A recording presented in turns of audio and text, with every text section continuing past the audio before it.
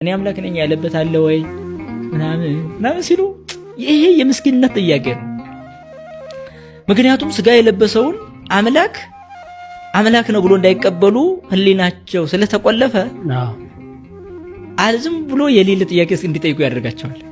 በአይሁድ ዘንድ ተቆልፎ የነበረው መቆለፍ አሁንም በሌሎች ዘንድ ተቆልፎ ይታያል። ለምሳሌ ወንጌል አምላክን የማስተዋወቂያ ትምህርት ነው። ዮሐንስ ወንጌል ምዕራፍ 10 እኮ ምን ይላል? እኔ መልካም እረኛ ነኝ አለ። ምን ማለት ነው ይሄ? ማለት እኔ ነኝ እያለ እኮ ነው ያለው። መጠብቃችሁ እኔ ነኝ፣ መልካም እረኛ ነኝ አለ። በቃ ነፍሴን ላኖራት ስልጣን አለኝ፣ ላስነሳትም ስልጣን አለኝ ማለት እኮ አምላክነት ነው። ሌላ ምን ፈለጉ? በዮሐንስ ወንጌል ምዕራፍ 8 ከአብርሃም በፊት እኔ ነበር። ታዲያ ከአብርሃም በፊት የነበረ አሁን ላይ ግን በ30 ዓመት የምናየው አካል ምን ቢሆን ነው? ለዚህ ጥያቄው ምላሽ የላቸው።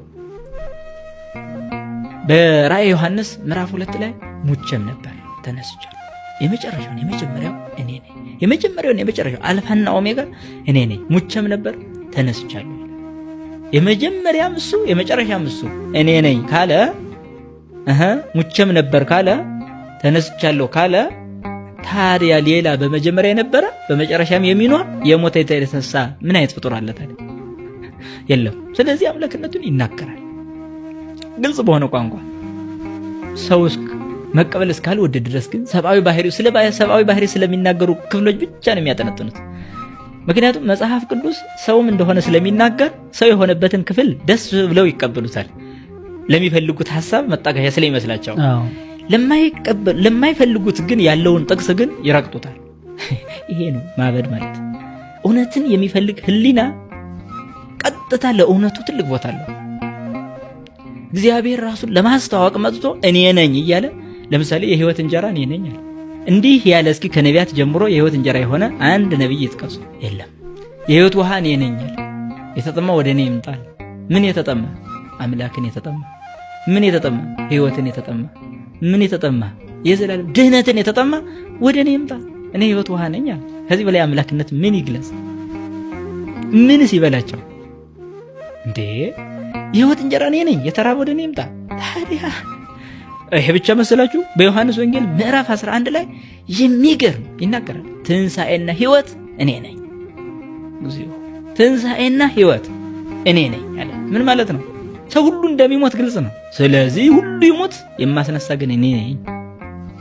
ህይወትንም የምሰጥ እኔ ነኝ፣ ህይወታቸው እኔ ነኝ አለ። ታዲያ ፍጡር ሆኖ ለማን ህይወት ይሆናል? ትንሣኤ የሆነ ፍጡር የት አለ? ይሄን ደፍሮ የተናገረ ነብይ የት አለ? ይሄን ደፍሮ የተናገረ ሐዋርያ የት አለ? የለም። ስለዚህ ታዲያ ፍጡር ብሎ የሚጠሩ ሰዎች፣ አምላክነቱን የካዱ ሰዎች ለዚህ ምን አይነት ምላሽ ያላቸው? ምንም።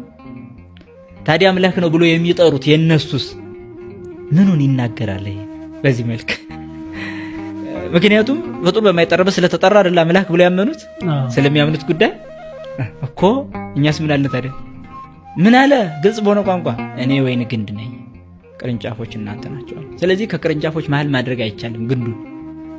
የቅርንጫፎች ሁሉ መጠለያ ወይም ተሸካሚ እሱ። ለቅርንጫፎች ህይወት የሚሰጠው ግንዱ ነው። ስለዚህ እኔ ወይን ግንድ ነኝ አለ። ቅርንጫፉ እኔ ነኝ አላለ። ታዲያ ሁሉም ነቢያት ቅርንጫፎቹ ናቸው። ሁሉም ሐዋርያት ቅርንጫፎቹ ናቸው። ሁሉም ምእመናን አማኞቹ ቅርንጫፎቹ ናቸው።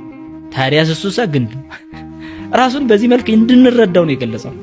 ዝቅ እያለ ሲሄድ ያለ ግንዱ ቅርንጫፉ ምንም ሊያፈራ አይችልም ብሎ ቁጭ አለ።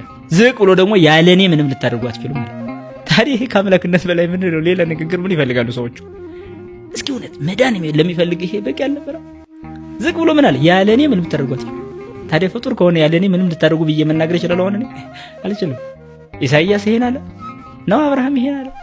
ይስሐቅ ነው ይሄን ያለው ነው? ዮሴፍ ማን ነው? ዳዊት ነው?